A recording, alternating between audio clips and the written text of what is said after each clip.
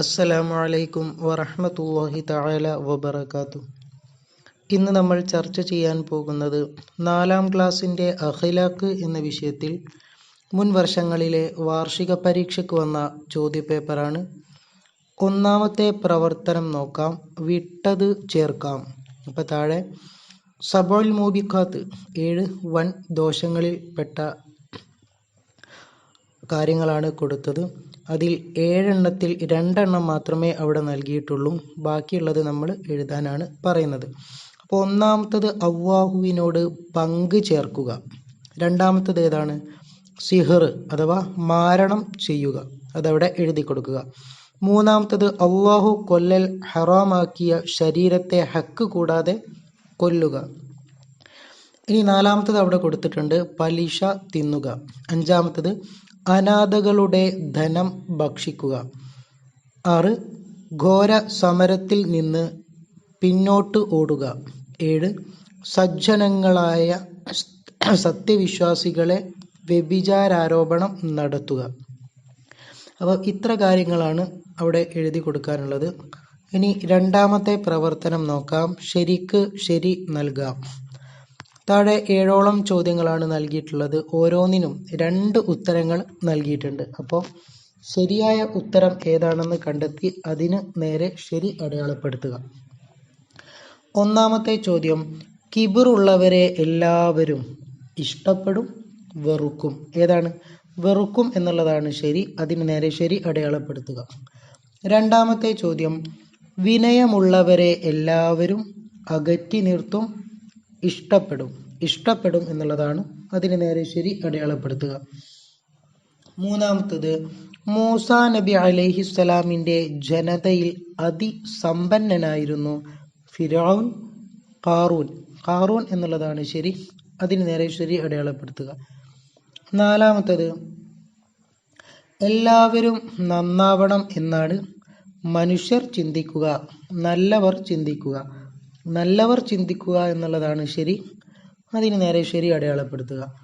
അഞ്ചാമത്തത്, ബുദ്ധിയെ നശിപ്പിക്കുന്നതാണ് കളവ്, ലഹരി. ലഹരി എന്നുള്ളതാണ് ശരി. അതിന് നേരെ ശരി അടയാളപ്പെടുത്തുക.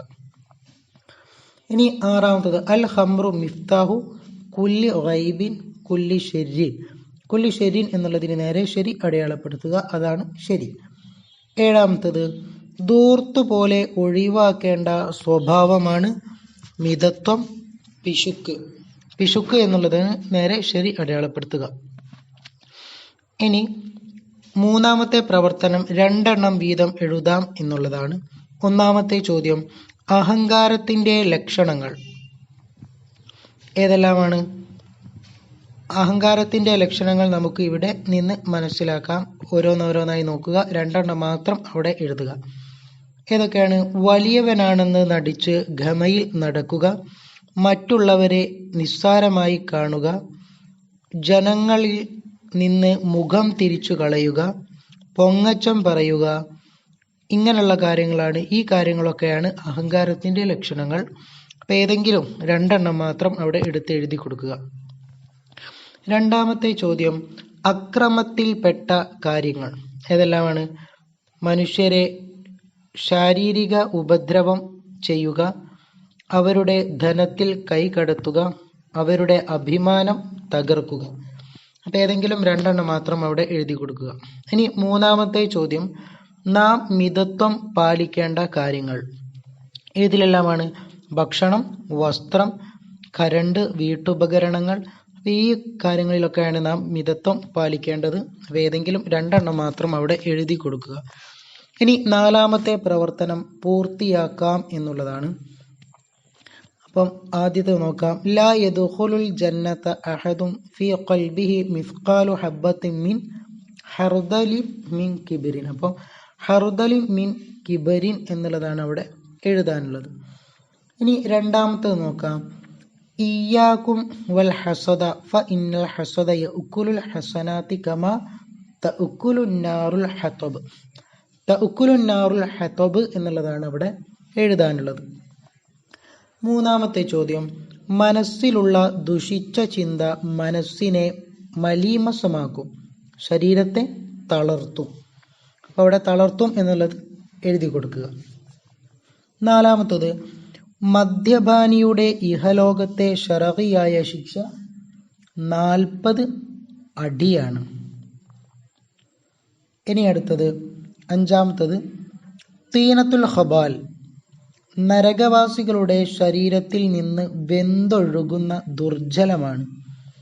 അപ്പോൾ തീനത്തുൽ ഖബാൽ എന്ന് പറഞ്ഞു കഴിഞ്ഞാൽ നരകവാസികളുടെ ശരീരത്തിൽ നിന്ന് വെന്തൊഴുകുന്ന ദുർജലമാണ്. ആറാമത്തത്, വിരുന്നുകാർക്ക് പ്രത്യേക പരിഗണന ലഭിക്കുന്നത് 3 ദിവസമാണ്. അപ്പോൾ അവിടെ 3 ദിവസമാണ് എന്നുള്ളത് എഴുതി കൊടുക്കുക. ഇനി അഞ്ചാമത്തെ പ്രവർത്തനം ഉത്തരം എഴുതാം എന്നുള്ളതാണ്.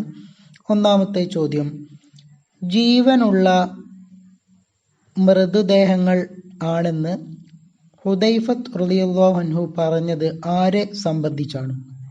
ഉത്തരം, നന്മ ഉപദേശിക്കുകയും തിന്മ വിരോധിക്കുകയും ചെയ്യാത്തവർ.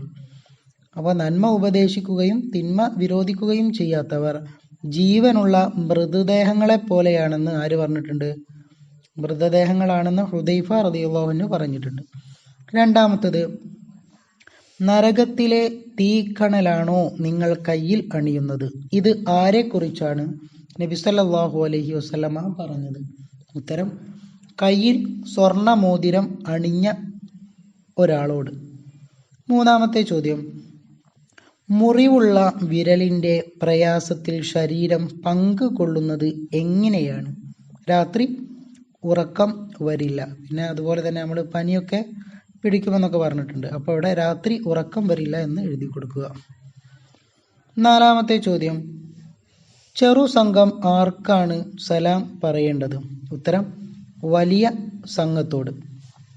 അഞ്ചാമത്തെ ചോദ്യം, രോഗികളെ സന്ദർശിക്കുമ്പോൾ നബി സല്ലല്ലാഹു അലൈഹി വസല്ലമ തങ്ങൾ പറയാറുണ്ടായിരുന്ന ഒരു ആശ്വാസ വാക്ക് എന്തായിരുന്നു? ലാ ബഅസ തഹൂറൻ ഇൻഷാ അല്ലാഹ്. അപ്പോൾ അതവിടെ എഴുതി കൊടുക്കുക. ഇനി ആറാമത്തെ പ്രവർത്തനം പൂരിപ്പിക്കാം എന്നുള്ളതാണ്.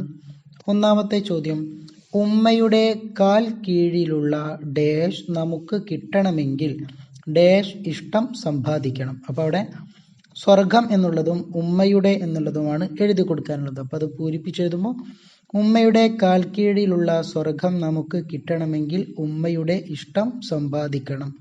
രണ്ടാമത്തത്, നമ്മുടെ ഉപ്പയും ഉമ്മയുമായി ഡാഷ് കുടുംബക്കാർ. എന്താണ്?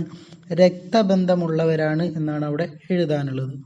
ഇനി അവസാനത്തത്, ലാ യദ്ഖുൽ ജന്നത മൻ ലാ യഅ്മനു ഡാഷ് ബവാഇഖഹു.